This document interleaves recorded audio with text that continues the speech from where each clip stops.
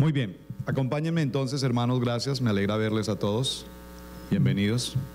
Por favor, acompáñenme a Génesis y vamos a estar en el capítulo 25 y vamos a entrar con el verso 19.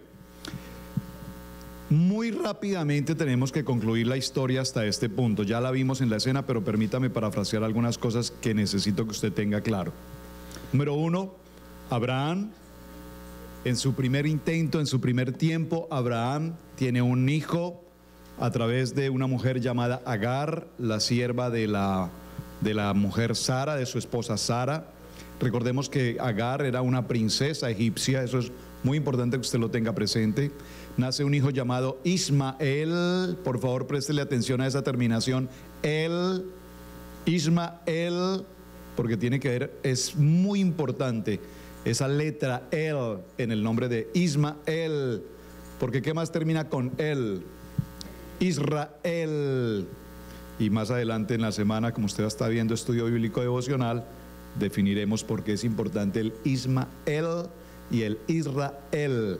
Eso es supremamente importante. Número uno. Número dos, viene el hijo de la promesa. Sara puede concebir un hijo después de que Dios visita a Abraham en la tienda en Manré. Y en la tienda de Manré hay una promesa del nacimiento del hijo. Y viene entonces Isaac, que es el hijo de la promesa. Después de esto hay una diferencia de familia, es echada fuera de la casa, del territorio de Sara, es echada Agar junto con su hijo Ismael. Y viene toda esta historia en el desierto en el cual se presenta el ángel de Jehová y dice, evidentemente escuché el clamor de tu hijo, de Ismael, por lo tanto él vivirá y él será grande y se multiplicará en las naciones. Preste atención a esta frase porque dice que Ismael será grande y se multiplicará en gran manera. ¿Sabe usted cuántos miles de millones de ismaelitas hay hoy en el mundo? De ahí viene toda la cultura y la cultura árabe, ¿verdad? Y esta gente está llamada a ser los gobernantes del mundo. Preste mucha atención porque esto es muy importante, está pasando hoy. Los Estados Unidos de América no es la excepción. Hay un gran número de población de estas comunidades. De allí viene lo que es ya la cultura islámica, de ahí viene lo que es la religión del Islam, de ahí viene todo lo que son los musulmanes y estamos poblados de esta cultura hasta nuestros días por todas partes de la tierra. Amén.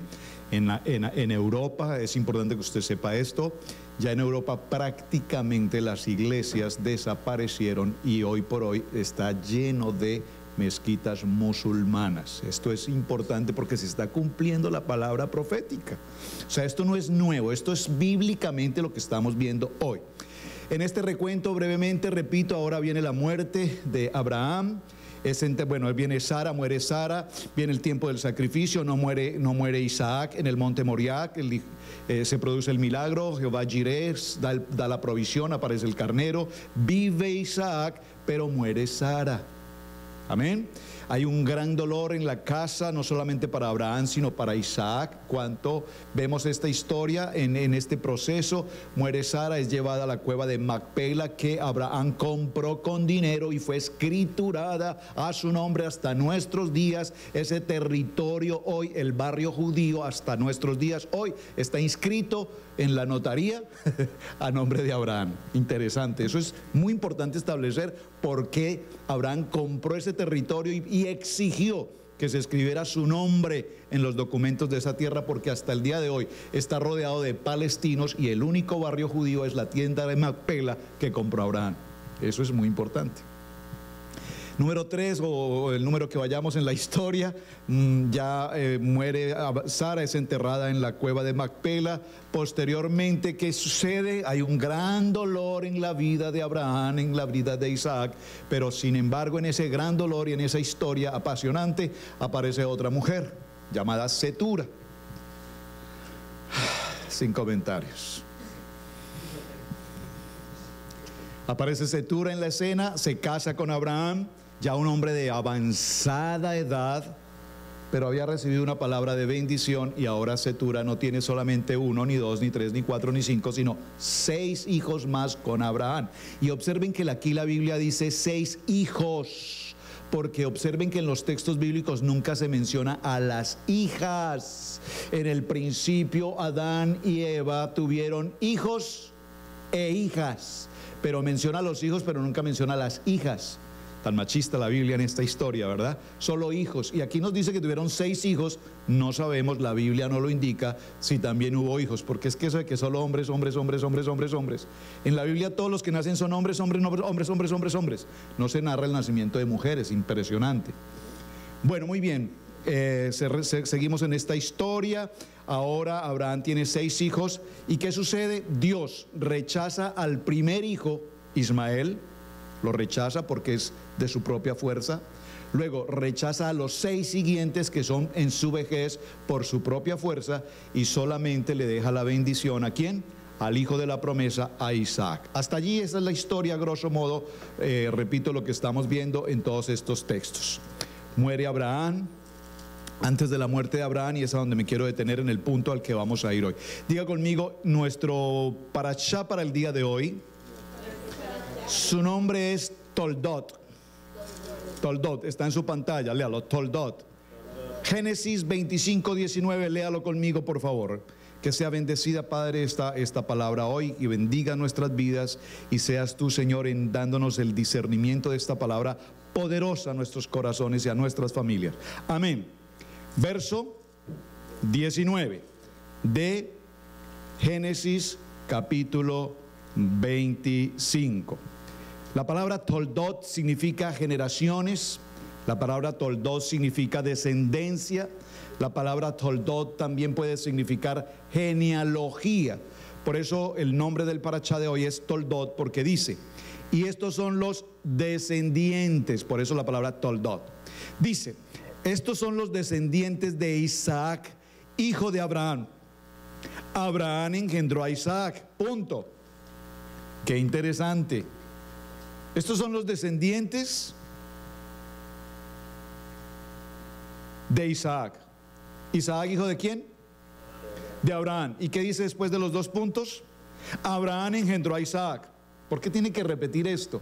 Porque la Biblia quiere, Dios quiere que nos quede absolutamente claro que Abraham es el padre de Isaac. Ahorita no lo voy a definir, no puedo entrar allí. Pero para los tiempos que narra esta historia bíblica, recuerden que Sara fue raptada por Abimelech. Y después de esta historia, un poco más adelante, aparece Sara en el tiempo de Manrey, aparece el embarazo. Y cuando usted estudia, hace los estudios sobre el Midrash de todo esto, la gente decía, pero es que esa historia de que de pronto Sara resulta embarazada, como tan raro, ¿no será que de pronto? Y entonces Dios, para clarificar esta historia, dice el estudio del Midrash, hizo que el nacimiento de Isaac, dice que Isaac era tan idéntico a su padre Abraham, que allí no hubo la menor duda. O sea, despejó mejor las dudas de todos aquellos que dijeron, qué raro está esto. Esto está muy extraño. Esta historia es un poco rara. Yo no sé a cuántos de ustedes les ha pasado algo así por el estilo. Como que, ¿será que sí? Pues eso sucedió bíblicamente. Por eso en el verso aquí dice, y los hijos descendientes de Abraham son Isaac. E Isaac es hijo legítimo ¿de quién? De Abraham. Para que no haya la menor duda de que esto tiene que quedar absolutamente claro. Era Isaac de 40 años cuando tomó por mujer a Rebeca. ¿Hija de quién? De Betuel arameo, Padán Aram, hermana de Labán arameo. Observen que aquí aparece Betuel, que ya lo habíamos visto anteriormente en Génesis, en Ur, ¿recuerdan? Y aquí aparece ahora por primera vez otro nombre interesantísimo que vamos a estar mencionando en los siguientes días, que es Labán. Nada más ni nada menos que Labán. Y esto es muy importante. Labán arameo. Y oró Isaac. Atención que aquí hay una escena. Ustedes vieron la película hace un segundo y vieron esta escena. ¿Quiénes bendijeron a Rebeca cuando salió de su casa? ¿Y dónde estaba el papá? Eso se lo voy a dejar de tarea. Investigue, escudriñe. Investígueme por qué aquí no aparece Betuel. Aquí dice hija de Betuel, pero en el momento en que Rebeca sale de la casa, el padre no la bendice. ¿Dónde está Betuel? ¿Qué se hizo Betuel allí? Solamente queda ¿quién? Dice, Labán y su mamá la bendijeron y le dijeron, hermana, vaya usted con bendición y multiplíquese y tenga muchos hijos. Esa bendición se convierte posteriormente en una maldición, porque pasaron 20 años de la vida de Rebeca sin que ella pudiese tener hijo. ¿Sí? ¿Están conmigo hasta allí? Y aquí en el siguiente verso 21 dice, y oró Isaac a Jehová por su mujer, que era estéril, y lo aceptó Jehová y concibió Rebeca su mujer. Observen, si hay algo que la Biblia nos quiere enseñar en el mensaje de hoy, diga conmigo, es paciencia. Porque es que no me tienen paciencia. 20 años de la vida de este romance maravilloso de Isaac y Rebeca, y durante 20 años no hubo hijos. ¿Cuántos años esperó Ana a Samuel? No, muchos no. ¿Cuántos? ¿Quiere que le cuente? 19. 19 años esperó ese hijo. ¿Quién más? ¿Qué otros modelos tenemos? Hay varios modelos en la Biblia en los cuales las mujeres pasaban por esterilidad y tuvieron que esperar muchos años. ¿Cuántos años esperó Sara? Como 80 años, ¿verdad? Como 90, para poder tener un hijo. Ahora, la pregunta aquí es, pregunto, si aquí tenemos matrimonios, que de hecho hay parejas, matrimonios, parejas, y llevan 1 o 2 o 3 años sin un hijo, bueno, la cultura de hoy dice es mejor que no los tengamos, porque la universidad, porque el trabajo, el part-time, el overtime, si tenemos un hijo es un problema, porque si tenemos un hijo, ¿cómo trabajamos? ¿Quién paga la luz? ¿Quién paga el agua? No se puede, no hijos. Pero si hay un matrimonio que anhela tener un hijo, si pasa 2 o 3 años sin un hijo, ¿qué sucede con un matrimonio hoy que no tiene hijos? Inmediatamente lo primero que dicen es, nos tenemos que divorciar, porque si tú no me das hijos o no podemos tener hijos, esto no puede funcionar. ¿Están conmigo? Aquí vemos en este segundo texto, en este verso 21, que Isaac oró. Diga conmigo, oró. Mujeres, digan conmigo, el varón de la casa ora. ¿Alguien dijo amén? Amén. Todos me miran así como, pastor, dígaselo a él. El varón de la casa ora. Aquí dice Isaac oró. No le dijo, oiga mujer, es que qué problema con usted, ¿verdad? Me equivoqué, mujer. ¿Cómo es que usted me sale estéril? Se está repitiendo la historia de Abraham y se está repitiendo la historia de ¿quién? De Sarai, no de Sara, de Sarai. Se está repitiendo la historia ¿en quién? En Isaac y en Rebeca. Pero esta porción es muy importante, repito, porque aquí nos muestra cómo el varón Isaac tiene la oportunidad de orar y bendecir a su esposa, bendecir su vientre. Y dice inmediatamente el texto que Dios escuchó esta oración y Rebeca pudo concebir. ¿Hasta ahí vamos bien? Ahora, viene el punto interesante en el verso 22. Y los hijos, o la gestación mejor, en el vientre de Rebeca, luchaban dentro de ella, y dijo, si es así, ¿para qué vivo yo? Y fue a consultar a Yahweh, y Yahweh le respondió y le dijo, ¿qué le dijo? 2 naciones hay en tu seno, y 2 pueblos serán divididos desde tus entrañas. El pueblo será más fuerte, un pueblo será más fuerte que el otro pueblo, y el mayor servirá al menor. Amén. Vamos a ir con las guías. Lo primero que vamos a encontrar aquí en el propósito es demostrar que los principios y los valores que vivimos en nuestra actualidad forman el carácter y son transmitidos a nuestros hijos y a nuestros nietos. Aquí hay varias escenas muy interesantes que quiero mencionar. Número 1, estos 2 hijos nacieron en un hogar que ya no era idolátrico, porque ya habían cortado esa maldición general de la idolatría en Ur de los Caldeos después de Abraham. ¿Están conmigo? Número 1, dígalo conmigo, este es un principio. ¿Usted sabe esto? Este es un principio en el que nuestros hijos hoy, nacidos en hogar cristiano, nuestros hijos no venimos de una raíz de religión, de idolatría, de paganismo, pero nuestros hijos nacen en el corazón de una familia creyente. Por lo tanto, cuando nosotros tenemos principios de vida, y es lo que la Biblia nos está enseñando hoy, nuestros hijos crecerán, dígalo conmigo por favor, crecerán en el temor del Padre. ¿Está conmigo? La responsabilidad aquí no es la iglesia. Muchos padres creen que el propósito es traer a los niños a la iglesia y que la iglesia los edifique. No, tú traes a tus hijos a la vida de la iglesia para que ellos, como creyentes, hijos tuyos, que eres el modelo de ser un creyente, entonces tus hijos dirán: yo veo en mi padre un hombre de testimonio, yo veo en mamá una mujer de testimonio, yo veo en mis padres hombres temerosos de Dios. Por lo tanto, nosotros vamos con nuestros padres a la congregación porque en ellos encontramos el temor a Jehová. Por lo tanto, nuestros hijos crecen en victoria y no pueden crecer en el mundo. ¿Están conmigo? Ahora, ¿qué más dice esta palabra? Vamos a ver cómo estos principios son fundamentales. Número uno, el primero y más importante es que ellos ahora no creen en dioses del paganismo y de la idolatría, sino que ahora hay una creencia poderosa en el Dios todopoderoso, en el Dios sobrenatural. Amén. Vemos en esta historia entonces que ahora hay dos hijos. Por favor, diga conmigo: dos mundos. Por favor, diga conmigo: dos historias. Por favor, diga conmigo: dos personalidades.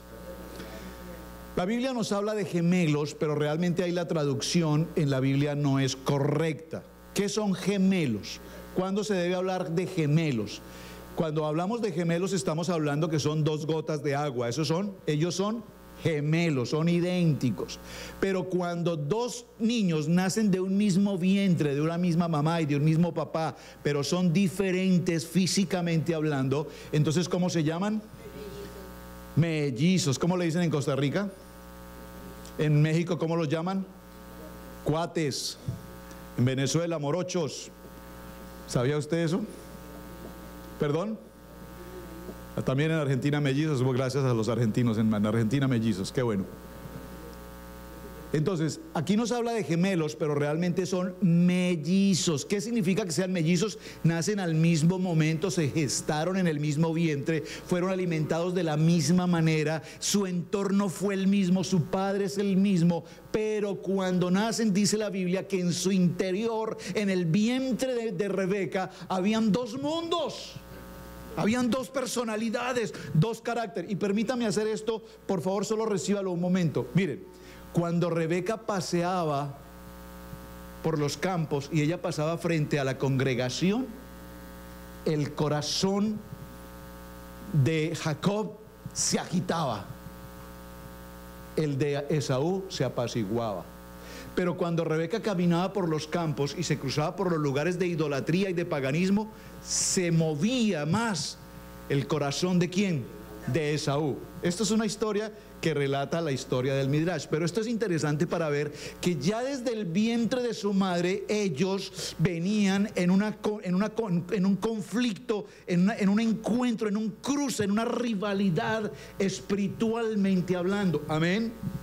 Ahora bien, ¿qué nos dice la historia respecto de la edad de Isaac? Dice que pasó 20 años esperando un tiempo para que ella se embarazara. Amén. ¿Cuántos años tenía Abraham al momento que, Isaac al momento que esto pasó? ¿Cuántos años? ¿Cuántos años tenía Isaac a este momento? 40. Más 20 años que pasó en esterilidad. ¿Cuántos tiene? A los 60 años vino el nacimiento de sus dos primeros hijos, en este caso, o sus dos únicos hijos, que son ¿quién? Jacob e Isaac. La escritura nos dice que Isaac tenía 40 años, ya lo vimos.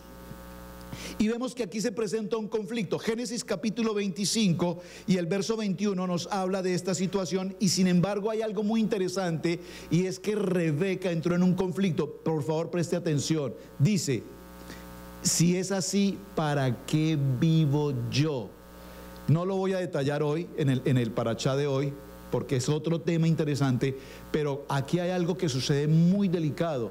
Rebeca por un momento quiso morir al saber que ella tenía en su vientre hijos de conflicto. Más adelante veremos, o en otro momento, en otro estudio, si el Señor nos permite, expliquemos qué fue lo que pasó y qué consecuencia hubo en la vida de Rebeca cuando ella negó ese vientre a sus hijos y quiso morir. Esto que estoy mencionando, y voy muy rápido en la historia, quisiera detenerme y pausar un poco, pero no lo podemos hacer. Lo vamos a ver en el transcurso de la semana. Quiero traerlo a colación a ustedes madres, a ustedes mujeres. ¿Por qué? Porque la esterilidad es un problema muy delicado, muy serio. De tal manera que cuando la mujer que es luz, que ha sido llamada a dar luz, a dar a luz, niega su vientre, cierra su vientre, maldice su vientre, aborta su vientre, trae consecuencias posteriormente muy delicadas para su vida, más para la vida de su entorno como familia. Amén. Muy bien, sigamos en nuestra historia. Dice entonces, cuando se cumplieron los días para dar a luz, he aquí que habían mellizos en su vientre. Verso 25. Salió primero ¿quién? El rubio. Verso 25. Y era todo velludo como una pelliza, y le llamaron su nombre Esaú. Atención, dicen los estudios sobre este tema que al momento del nacimiento de ¿quién? Del rubio, del rojo, dice que nació tan velludo, tan peludo, que incluso hasta barba y dientes traía.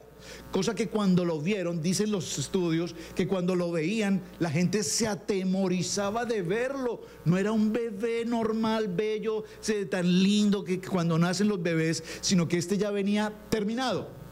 Por lo tanto, le dieron como nombre Esaú, que significa completo, terminado. Interesante. ¿Alguien sabía esto ya? ¿O estamos aprendiendo algo nuevo? ¿Por qué lo llamaron Esaú? Porque cuando lo vieron ya estaba formado, tenía tanto vello que parecía un hombre ya, y dijeron, este está terminado, se llama Esaú, completo. ¿Vamos bien hasta ahí?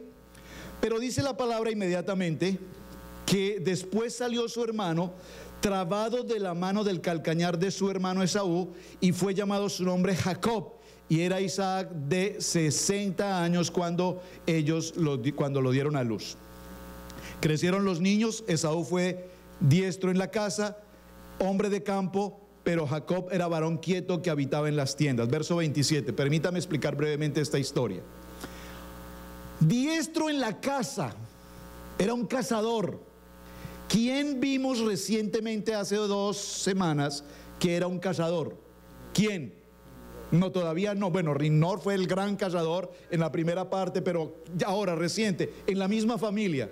Ismael era un hombre cazador. Dice que estuvo al desierto y se convirtió en un hábil cazador. ¿Quién se convierte ahora en un hábil cazador? Esaú. Por favor, vaya mirando la relación entre Ismael y Esaú, porque eso va a ser definitivo en lo que vamos a ver en los siguientes puntos. Número 1.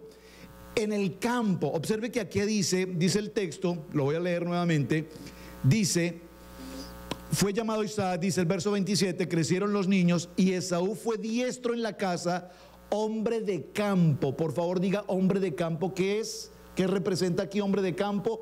Hombre de campo significa hombre de mundo, hombre carnal. Cuidado con el carnal, yo carnal, ¿qué más mi carnal?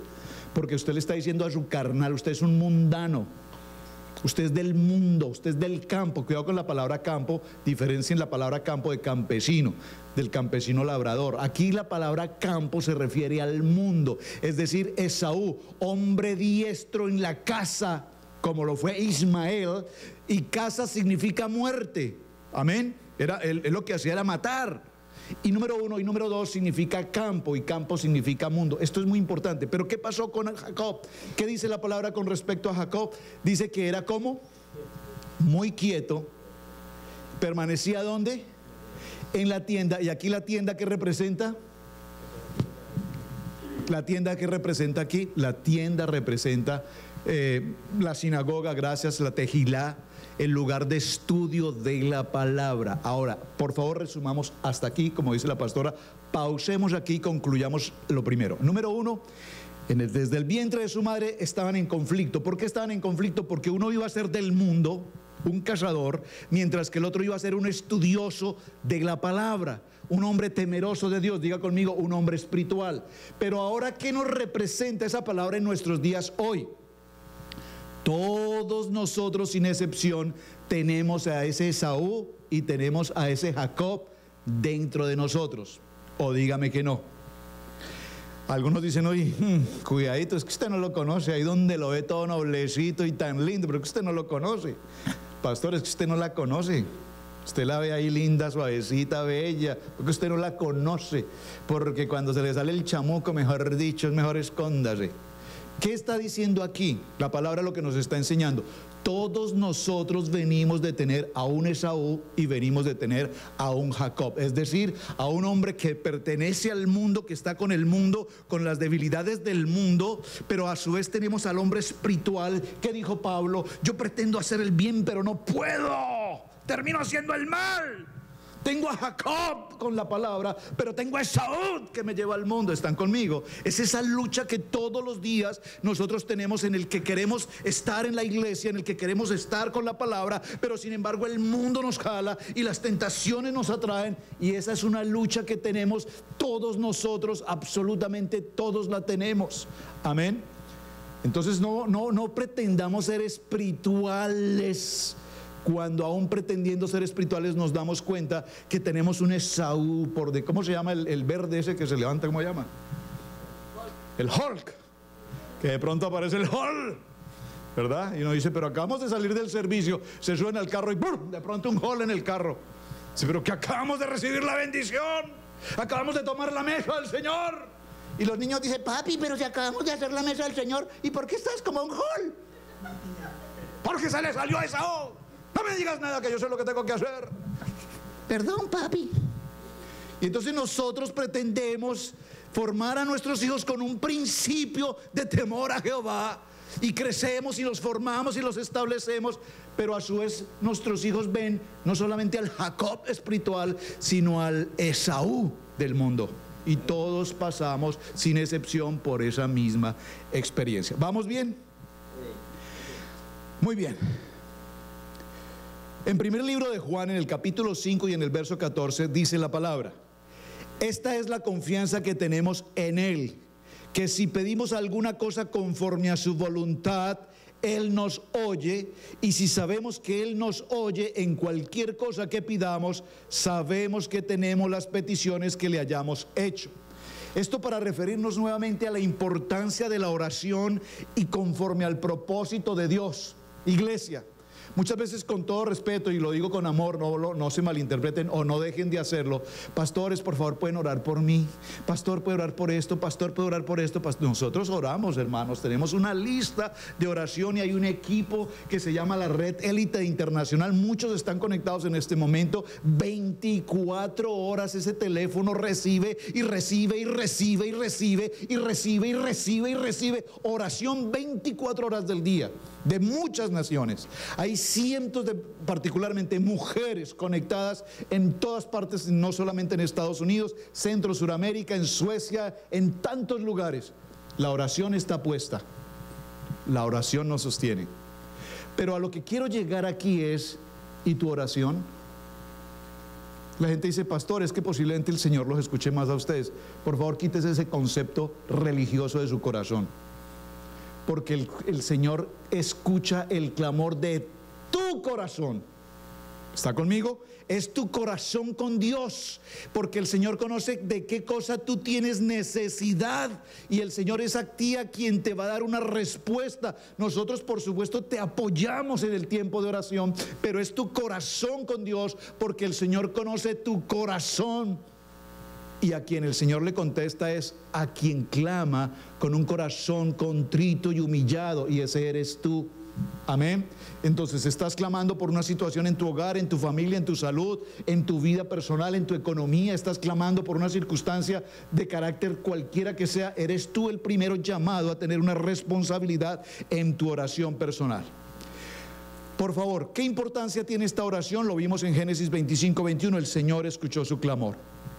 En este contexto encontramos tres cosas importantes. Número uno, la atención de Isaac por su mujer en la oración, la aceptación de la oración por parte del Eterno y la respuesta que Dios le dio a su esposa para que pudiera tener hijos.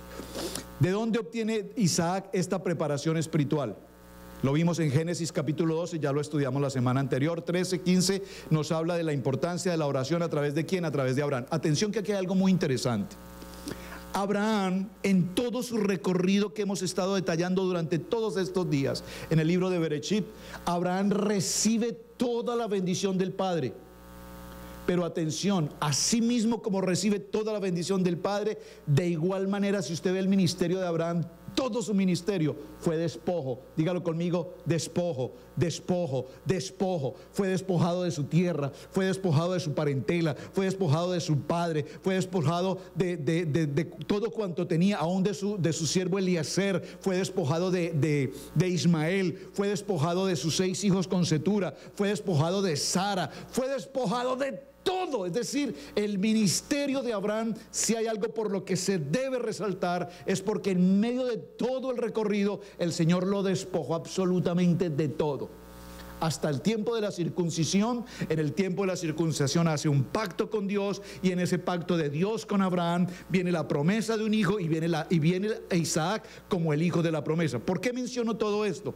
Porque cuando viene el momento de la muerte de Abraham, dice la palabra que Abraham se preparó para dejar todo organizado. ¿A quién?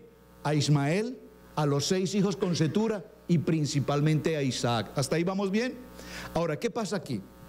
Cuando Abraham se prepara para morir, y observen que aquí sucede algo muy interesante, ninguno de nosotros se prepara para eso, ¿verdad? Ninguno de nosotros se prepara para eso.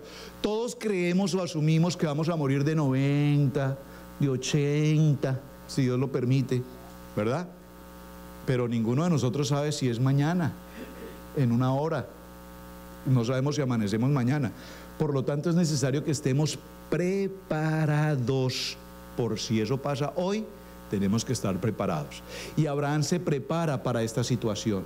Preparó la cueva de Macpela, donde fue enterrada Sara, y empieza a preparar a sus hijos. Da un don, dice la palabra, da dones a Ismael, y da dones, y aquí dones también tiene que ver con herencia a los hijos de Cetura. Pero luego dice, el verso dice, y a Isaac le heredó todo lo que tenía.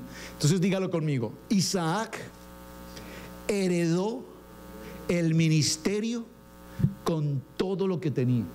Miren, la historia de Isaac es interesante. Mientras que Abraham sufrió y pasó por innumerables pruebas, si leemos a partir de ahora, que es nuestro parachá de aquí en adelante, estudiando la vida de Isaac, nos daremos cuenta que la vida de Isaac fue tranquila.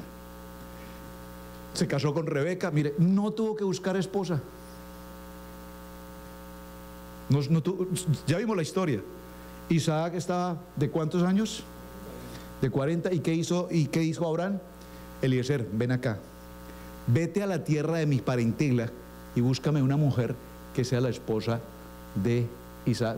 Él no tuvo ni siquiera que buscarla, se la trajeron. Ni siquiera fue por ella, se la trajeron, se la pusieron al frente, y él solamente la vio y dijo: Namita, estás linda, te quiero como esposa. Y entraron a la carpa de Sara y se casó con ella. Fácil, así de fácil. Alguno de los jóvenes diga amén. Esa palabra es para mí. Pensé que algunos jóvenes iban a decir: yo recibo esa palabra. Se casa con Rebeca y pasan 20 años de su vida sin tener hijos. Y en ninguna parte la Biblia nos dice que Isaac le dijo: ¿no tienes por ahí una sierva que me prestes para que tengamos hijos? Mija, ¿qué hacemos? 20 años sin hijos. Nunca. Isaac es el modelo de paciencia, de tranquilidad. Dice que él pasaba en el tiempo en el pozo, del que todo lo ve, y estudiaba y meditaba la palabra. Cuando Rebeca venía en el camello, ¿dónde estaba él? En el pozo meditando. Y de pronto se levantó y vio venir allá una mujer y dijo: esa es la mía, confirmado. Y no se puso a mirarla y a examinarla. Dice que tan pronto como la vio, el Espíritu, diga conmigo, el Ruach HaKodesh, le muestra que ella era la escogida. Sin embargo, si usted estudia un poquito la historia, se dará cuenta que Rebeca creció en un hogar totalmente bueno, pagano, pero quisiera usar una palabra, un hogar totalmente mal construido. Betuel adorando ídolos, Labán corrupto, estafador, engañador, pleitero, era el problema del barrio. Y ahí creció ella, pero con todo y eso, diga conmigo, Dios guardó la vida de Rebeca, porque Rebeca ese día cuando fue al pozo por agua, ella no dijo, voy a ir al pozo porque hoy va a llegar un hombre que me va a llevar y me trae un esposo. Ella no pensó eso, simplemente ella cumplía su diario vivir, pero Dios conectó, diga conmigo, en Dios no hay coincidencias, en Dios hay citas divinas, pero en las citas divinas usted tiene que tener mucha precaución, porque nosotros los creyentes nos hemos convertido en unos manipuladores de la palabra y decimos, uy, el Señor abrió esta puerta, eso es de Dios porque Dios abrió esta puerta. Tenga cuidado con esa expresión, por favor tenga cuidado con esa expresión, porque cuando se abrió la puerta de Agar, Abraham la tomó y dijo, uy, esta es una puerta, Dios la abrió, y eso no era una puerta de Dios. ¿Están conmigo? Por lo tanto, debemos tener la dirección de Dios en lo que hacemos, y hasta este momento en la ruta de Isaac y en la ruta de Rebeca vemos la dirección de Dios, en el control de Dios en lo que está pasando. ¿Hasta ahí vamos bien? Perfecto. Ahora, en la primera guerra de estos dos mundos, sin duda el Eterno tenía un propósito para Isaac. La esterilidad de su esposa se interponía, pero Isaac se conectó a este propósito por medio de la oración. Número uno. Número dos, en el texto hebreo que se usa aquí para la palabra vayatur, que significa oró intensamente. Por favor, dígalo conmigo, necesito orar intensamente. Gracias, hermana. Dígalo más fuerte, dígalo, necesito orar intensamente. ¿Cuántos y cuáles son tus tiempos de oración? ¿Solamente el domingo cuando venimos a la congregación? Estamos orando permanentemente. Jóvenes, por favor, jóvenes, chicos, por favor, reciban esta palabra. En sus escuelas ustedes están en medio de un campo de batalla completamente con Satanás, drogas y todo lo demás es lo que los rodea a ustedes cada segundo de su vida. ¿Qué es lo que los diferencia a ustedes de estar en ese mundo, en ese campo de batalla, y lo que los hace ser diferentes a todos los demás? No es el carro del año, no es el jeep del año, no es la troca del año, ¿verdad, David? Es la gracia y el favor de Dios con ustedes que los protege del enemigo que los está acechando en su lugar. Por lo tanto, en ese lugar donde ustedes están, hijos, iglesia, jóvenes de esta casa, ustedes deben mantener tiempo permanente de oración. Que el momento en que uno de sus compañeros, tal vez un gran amigo de su escuela, un gran compañero suyo, se acerque y tenga ofrecimientos de drogas o para que consuma o para que expenda, o se acerque su mejor amigo, su mejor amiga y tenga una propuesta de homosexualismo, de lesbianismo, usted tiene que tener, joven de esta iglesia, el carácter y el principio y el fundamento de Dios de que tú no serás tocado por ninguna forma del enemigo sobre tu vida, porque nosotros los padres hacemos un gran trabajo, un gran esfuerzo por tenerlos en la vida de la iglesia, pero ustedes están en la vida de la iglesia y nada les parece.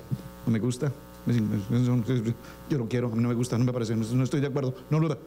Por favor, hijos, lo que hacemos en la vida de la iglesia solamente tiene como propósito que ustedes puedan crecer edificados para que mañana ustedes formen una vida, formen un hogar, formen una vida, formen una escuela, formen una generación de hombres creyentes y temerosos de Dios. Amén. La vida aquí nos enseña que estos hombres tenían una lucha. El hecho de que la Torá mencione que fue por la tarde ha creado una idea en la que fue él quien instituyó la oración. Aquí hay algo muy interesante. Abraham instituyó un tipo de oración. La oración que instituyó Abraham dice que se fue en la mañana, y la oración de la mañana se conoce como el Shaharit, en la mañana. Isaac instituyó un tipo de oración que fue en la tarde, es lo que se conoce con la oración de Minjá. Y Jacob, que lo veremos más adelante, instituyó una oración en la noche que se conoce como la oración Arbit. Esto es muy importante. ¿Por qué, hermanos? Porque observen que en la vida de Abraham, cuando él muere, no termina la historia. Nosotros no decimos el Dios de Abraham y terminamos. Nosotros, ¿qué decimos? El Dios de Abraham, el Dios de Isaac y el Dios de Jacob. Es decir, que esa línea continua, cuando hay una continuidad en su vida ministerial, como Abraham, padre de la fe, continúa en la vida de Isaac y posteriormente se cumple y se establece en la vida de Jacob a través de las tribus y de Israel y todo lo demás. Por lo tanto, mis amados hermanos, dígalo conmigo: establezco a mis hijos para que ellos sean, continuando la vida del ministerio para la cual Dios nos ha llamado. En el libro de Santiago, en el capítulo 5, verso 1, dice: la oración del justo puede mucho. ¿Por qué se deprimió Rebeca y cómo respondió el Eterno ante esta situación? Génesis 25, 22 dice: y los hijos luchaban dentro de ella, y ella dijo: ¿para qué vivo yo? Y fue a consultar al Señor, y el Señor le dijo: atención a la palabra profética. 2 naciones hay en tu seno, y 2 pueblos se dividirán desde sus entrañas. Un pueblo será más fuerte que el otro, y el mayor servirá al menor. Y cuando se cumplieron los días de dar a luz, he aquí había mellizos en su seno. Romanos capítulo 9, verso 11 nos dice, ¿qué nos dice esta palabra? Porque cuando aún los mellizos no habían nacido y no habían hecho nada, ni bueno ni malo, para que el propósito de Dios conforme a su elección permaneciera, no por las obras, sino por aquel que llama, se le dijo a ella: el mayor servirá al menor, tal como está escrito: a Jacob amé, pero a Esaú aborrecí. Preste atención que aquí hay algo muy interesante. ¿Quiénes de los que están presentes son hijos primogénitos, mayores? ¿Eres hijo primogénito? La hermana también. Yo también soy hijo primogénito. Camilo, hijo primogénito, primogénitos. Miren qué importante. El primogénito tiene la grandiosa bendición de Dios de recibir doble porción de bendición en la herencia del Padre. ¿De acuerdo? Cuando hablamos del primogénito, ¿qué significa y por qué es tan importante la primogenitura? Porque cuando nosotros heredamos del Padre, el primogénito hereda del Padre. ¿Qué hereda del Padre? No estoy hablando desde el punto de vista de las casas, las herencias, el dinero, porque lo siento, no quería desilusionarlos, pero oye papá, yo soy el primogénito, ya sabes, la herencia. No, estoy hablando desde el punto de vista, cuando yo heredo de mi Padre, heredo su nombre. ¿Qué es su nombre? Heredo su testimonio. ¿Qué es su testimonio? Heredo su autoridad. Heredo ese poder de ser el primogénito. ¿Por qué estoy mencionando esto? Porque la lucha que nosotros vemos entre Ismael e Isaac es hasta nuestros días. ¿Quién es el primogénito? Veámoslo. ¿Quién es el primogénito de Abraham? No. ¿Quién es el primogénito de Abraham? Ismael. ¿Y entonces qué hacemos con Isaac ahora? ¿Están conmigo? Observen que esto es muy importante, porque la religión de los musulmanes sostienen con absoluta claridad que el primogénito de Abraham es Ismael, y hasta ahí ellos tienen razón. Es el primogénito. Pero desde el punto de vista de la manera como se originó el primogénito, ahí estamos fuera del propósito de Dios, porque el primogénito de Abraham fue producto de un ofrecimiento en las fuerzas de Saraí. Por lo tanto, dije de Saraí, no dije de Sara, de Saraí en sus propias fuerzas, en sus propias emociones. ¿Cuántos de nosotros hemos hecho algo por el estilo a lo largo de nuestra vida, en nuestras propias fuerzas, en nuestras propias emociones, y hemos cometido tantos errores? Por lo tanto, Dios ahora visita a Abraham. Repito esta historia, y perdóneme que tenga que repetirlo tantas veces. Cuando ahora Dios visita a Abraham, ya ha cambiado su nombre, ahora es Abraham, y ahora es Sara, ya no es Saraí, ahora es Sara. Ahora les da una promesa, y ahora viene el primogénito de la promesa en Dios. Por lo tanto, la diferencia entre ser un primogénito en el mundo y ser un primogénito en Dios es un tamaño del norte al sur, del este al oeste, es un tamaño inmensurable. Entonces, para que nosotros podamos entender esta connotación de primogénito, tenemos que tener la claridad que es primogénito en el propósito de Dios. Y esta porción de Romanos dice, por lo tanto, así como amé a Jacob, aborrecí a Esaú. ¿Desde dónde? Desde el vientre de su madre ya venía esta guerra y este conflicto. Amén. Malaquías capítulo 1 verso 2. Yo os he amado, dice el Señor, pero vosotros decís, ¿en qué nos has amado? ¿No era Esaú hermano de Jacob? Declara el Señor. Sin embargo, yo amé a Jacob. Aquí hay algo muy interesante y lo vamos a estar viendo en el transcurso de esta semana, no lo voy a detallar hoy, pero cuando vemos la historia de estos dos hermanos, nos vamos a encontrar, y usted conoce la historia, yo sé que la conoce, ahora la vamos a estudiar, nos vamos a encontrar al momento en el cual Esaú vende o entrega su primogenitura a Jacob.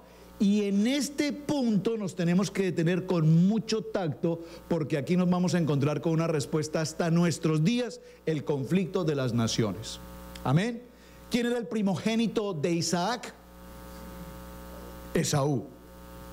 ¿Qué hizo Esaú en el transcurrir de sus años creciendo? Se establece como un cazador, un hábil cazador. Es un hombre, ya de Esaú se pueden decir muchas cosas. Pertenecía completamente al mundo. Era un hombre que tenía una vida extremadamente conflictiva. Pero algo muy importante sucede en la vida de Esaú, y es que Esaú se casa en 2 ocasiones. ¿Con quién? Con mujeres cananitas. Recuerden qué hizo Abraham. Dijo: Eliezer, ve a mi tierra y búscame una mujer de mi parentela, porque no podemos permitir que Isaac se case con mujer cananea. Esas mujeres venían de tener un mundo impresionantemente difícil, complicado. Y ahora aquí nosotros vemos que en la vida de Isaac, 2 hijos, uno de ellos crece, el rojo, Edom, diga conmigo, Edom. Rojo, que significa Edom, dice que era rojo cuando nació, su pelo era rojo. Hoy tenemos ese tipo de personas, ¿no? Los pelirrojos, ¿no? El pelirrojo.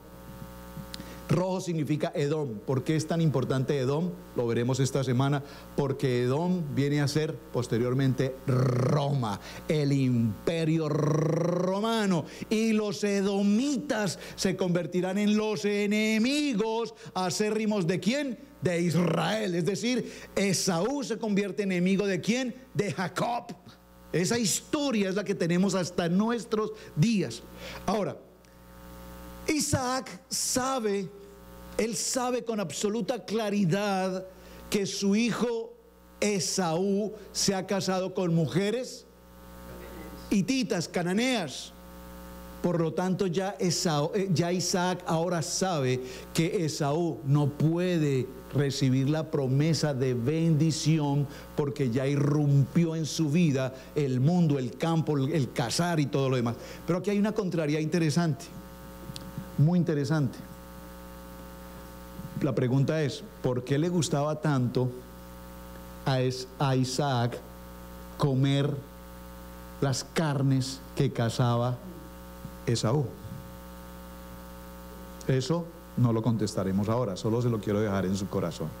Si ya Isaac sabía que Esaú era del mundo, sin embargo dice que le gustaba alimentarse de la comida que él preparaba, y le dijo: ve y cazas un animal y regresa y prepárame uno de esos asaditos que tú sabes preparar tan especiales, y te daré la bendición.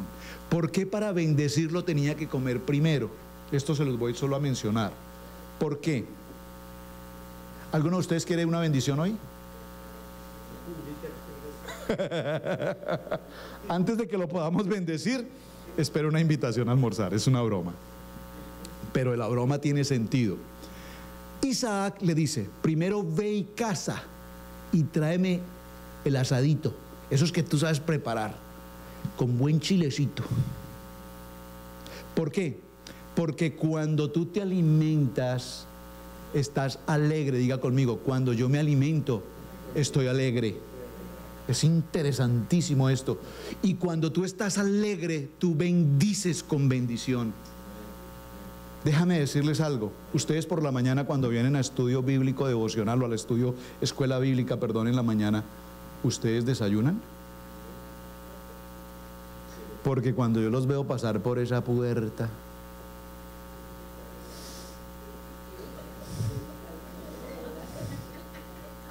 buenos días. Hermano, ¿cómo está? Dios le bendiga. Y uno se da cuenta, no desayunaron. Hay un dicho popular por ahí que decía, mi mamá lo repetía con mucha frecuencia: barriga llena, corazón contento. ¿Se acuerda de ese dicho? Barriga llena, corazón contento. Mire, Isaac primero le pide alimento para bendecirlo, porque Isaac dijo, ¿qué tal que mientras yo te esté bendiciéndome de hambre? Y yo, hey, te bendigo con toda bendición celestial. Eso no puede ser una bendición.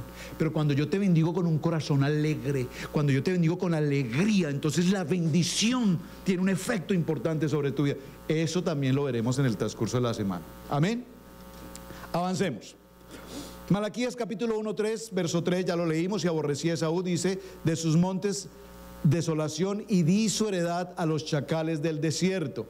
Malaquías 1:3, Lucas 1:13, capítulo 13, verso 31 dice, en ese momento llegaron unos fariseos y le dijeron a Yeshua, huye, porque el rey Herodes, ¿de dónde viene el rey Herodes? Estudiantes de escuela bíblica, de Esaú, que significa Edom.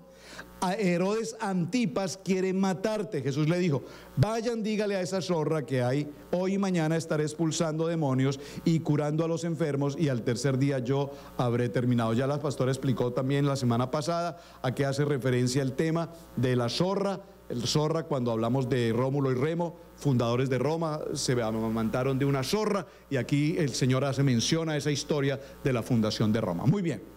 La palabra teldot, que ya mencionamos, significa generaciones y significa descendientes. La Torá nos cuenta que Esaú es un sinónimo de Edom, y estos son los descendientes de Esaú. Él es Edom, según Génesis capítulo 38, verso 1, lo veremos en el transcurso de la semana. Recuerda, cuando Yeshua nació, el rey de los judíos era Herodes. ¿Quién era Herodes? Un edomita, es decir, un descendiente de Esaú, muy importante. Y podemos concluir entonces que Esaú es igual a Edom, Roma y toda la religión cristiana, la religión católica que conocemos hasta hoy. ¿Qué significa Jacob? Jacob significa Torah, Jacob significa la palabra, Jacob significa Israel, y Jacob de Jacob significa todo lo que conocemos hoy hasta el tiempo de Yeshua. Amén. Muchos de los sucesos en el mover del Eterno que hoy tenemos nos causan circunstancias que no podemos entender. Los hijos están luchando dentro de Rebeca, y aquellos son en puntos que nosotros necesitamos considerar para entender el porqué, el propósito de Dios en nuestras vidas. Génesis 25:23 dice, y le respondió, tus hijos representan dos naciones, son dos pueblos separados desde antes de nacer, y uno de ellos será más fuerte y el otro será más débil, y el mayor servirá al menor. Esto ya lo estuvimos mencionando. Romanos capítulo 12, verso 2 dice, y no vivían ya como vive todo el mundo, al contrario, cambien de manera de ser y de pensar, así podrán saber qué es lo que Dios quiere, es decir, todo lo que es bueno, todo lo agradable y todo lo perfecto. Amén. Ahora, en Hebreos capítulo 12, verso 16 dice, es calificado como un fornicario y un profano. ¿Quién? Esaú. Hebreos 12:16. ¿Y en qué consistía la victoria de Isaac y su simiente para cumplir el pacto eterno con el siervo de Abraham? Génesis 26, capítulo 2 al 6.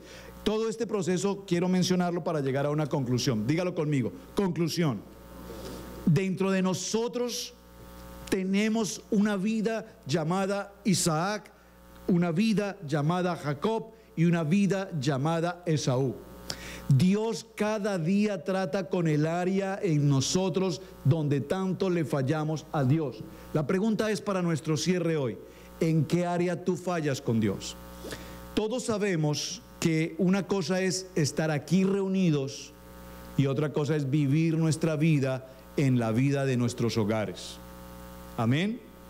Posiblemente en la vida de nuestro hogar, en nuestros hogares, levantamos la voz, ofendemos, agredimos, humillamos o maltratamos a nuestros hijos, a nuestro esposo, a nuestra esposa. Diga conmigo, ese Esaú debe salir. Ese Esaú no puede estar conmigo. Y durante toda la semana vamos a ver lo siguiente, preste mucha atención. porque hay preguntas muy interesantes acá. Si leemos lo demás del texto que viene a continuación, en el capítulo 25, crecieron los niños y Esaú fue diestro en la casa, y amó Isaac a Esaú porque comía de su casa, mas Rebeca amaba a Jacob. Observen que aquí la Biblia nos empieza a narrar cómo el padre tiene un amor especial por uno de los hijos, mientras que la madre tiene un amor especial por el otro. La pregunta que yo les hago a ustedes, padres, es: ¿son ustedes de esta línea? ¿Tienen un hijo preferido? ¿Aman más a un hijo que a otro? ¿O realmente ustedes están en condiciones de amar a sus hijos por igual? ¿Aman ustedes a sus hijos por igual? Déjenme decirles algo más. Ninguno de nuestros hijos puede ser más amado uno que el otro.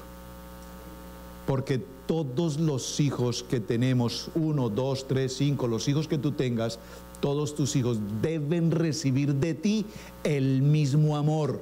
Presta atención, ninguno de los dedos de la mano son iguales.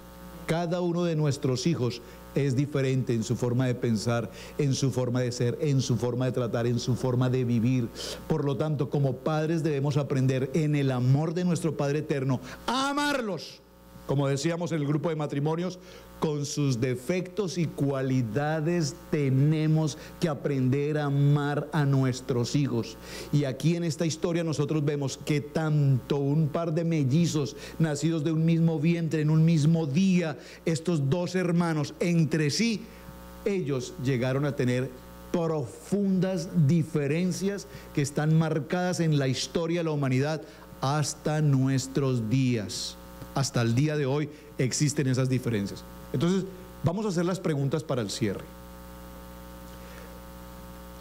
Sale Esaú a hacer una casa para traer un alimento a su padre y recibir la bendición, número 1. Número 2, Rebeca escucha la propuesta de Isaac a Esaú, que lo va a bendecir. Rebeca llama a su hijo Jacob y le dice: mira, mientras yo preparo un alimento para tu padre, tú te vas a colocar la ropa de Esaú, te vas a disfrazar y vas a recibir la bendición. Y cuando toda esta historia empieza a suscitarse, muchas personas, cuando hablan de este tema, lo hablan de una manera muy equivocada, diciendo: Rebeca engañó a Isaac, Jacob engañó a su padre, Jacob robó la bendición de su hermano maldijo de muerte a Jacob, y todas estas historias, que es lo que hoy la gente menciona.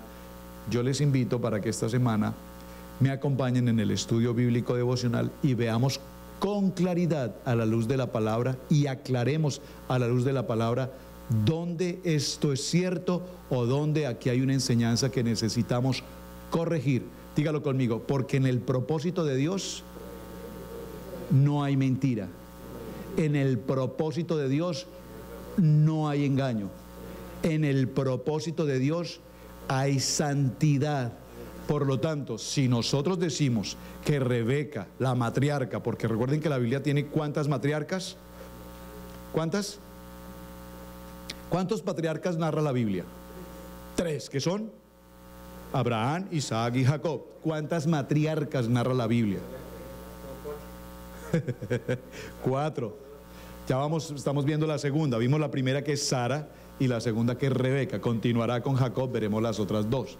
Pero ¿a qué quiero llegar con esto? Simplemente a concluir algo.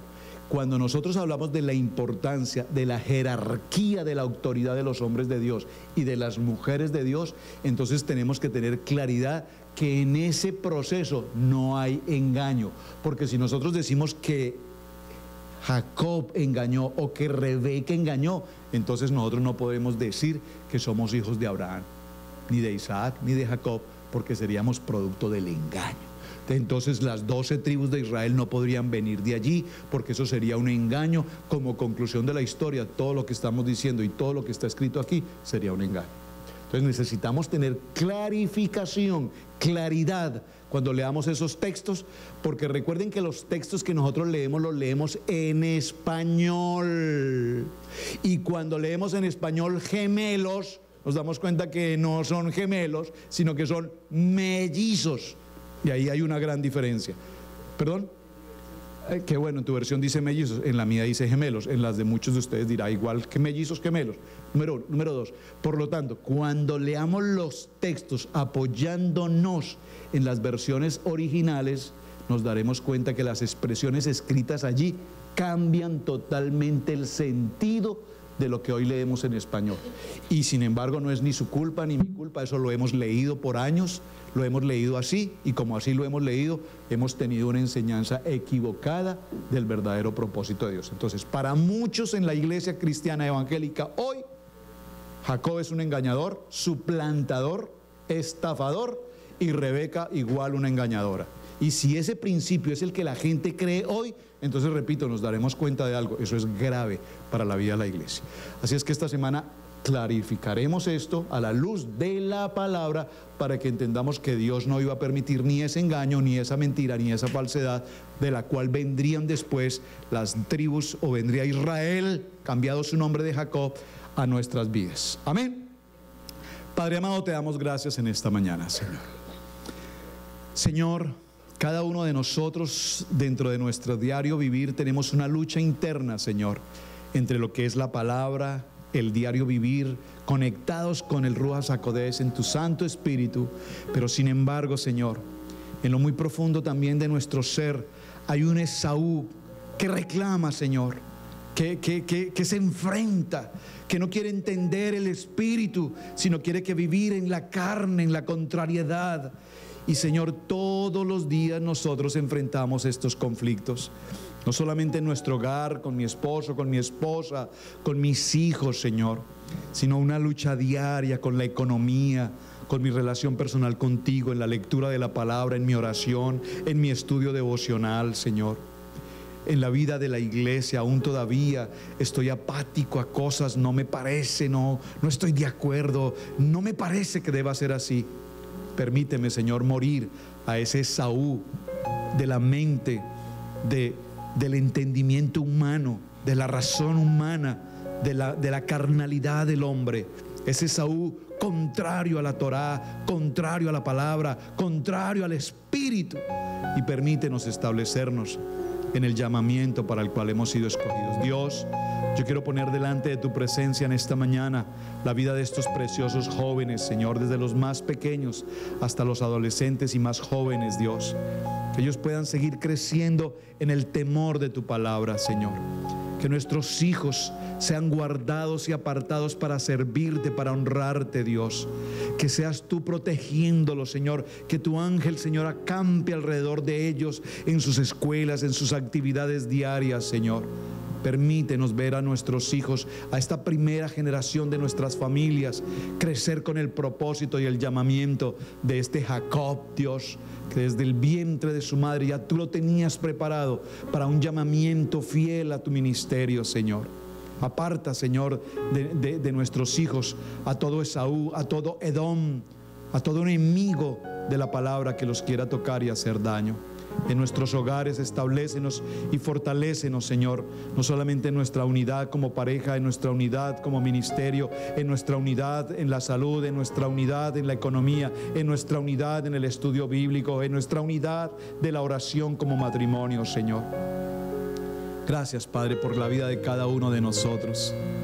Inclina tu oído, Padre, y escucha, Señor, nuestro clamor de lo más profundo de nuestro corazón, el clamor que yo presento hoy delante de ti.